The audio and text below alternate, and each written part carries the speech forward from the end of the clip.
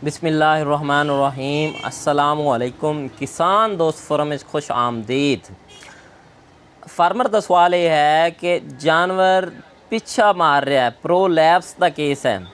अगर जानवर सूवन तो बाद पिछा मार रहा है तो उहदे विच चाहे वह अंतड़ियां की सोजश की वजह तो मार रहा है या जानवर नू खुराक इस तरह की खुशक खुराक दी जा रही है जिंदे विच जानवर कब्ज़ की वजह तो पिछा मार रहा है, तो सब तो पहले दवाई भी उदों इस फ़ायदा करेगी, दवाई उदों अपना असर विखाएगी जदों असी जानवर की खुराक बेहतर करांगे, जानवर नू थोड़ी जी नरम गिज़ा देंगे ताकि जानवर की अंतड़ियां दे अंदर जिहड़ा गोबर है वह रुके ना। जानवर की खुराक बेहतर करने तो बाद जानवर अगर सूवन तो बाद पिछा मार रहा है तो डोवासोल LA असी इंजैक्शन इस्तेमाल करांगे। वड्डे जानवर नूं तुसी 25-25 cc 4 दिन दे सकते हो।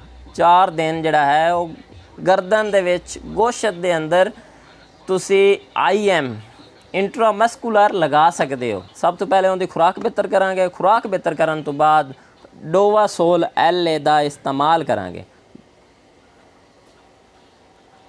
अगर जानवर प्रेगनेंट है, अगर जानवर गब्बन है, सूवन तो पहले पिछा मार रहा है तो पहले उनकी खुराक बेहतर करांगे, खुराक नरम गिज़ा देंगे, देखेंगे भी किस वजह तो जानवर पिछा मार रहा है, जानवर क्या कब्ज़ की वजह तो पिछा मार रहा है तो उन्होंने खुराक उस तरह की देंगे भी बादी वाली खुराक बंद करांगे जिंदे नाल जानवर नू कब्ज़ ना होवे।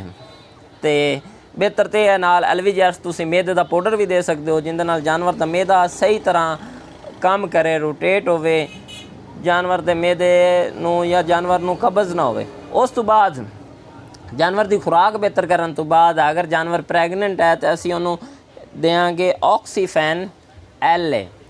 ऑक्सीफैन LA भी 25-25 cc वड्डे जानवर नू 4 दिन इस्तेमाल करांगे। 100 ml की एक इंजैक्शन लगावांगे तो इंशाल्लाह इहदे नाल फ़ायदा होएगा। अच्छा, डोवासोल असी क्यों गब्बन जानवर नू नहीं लगा सकते?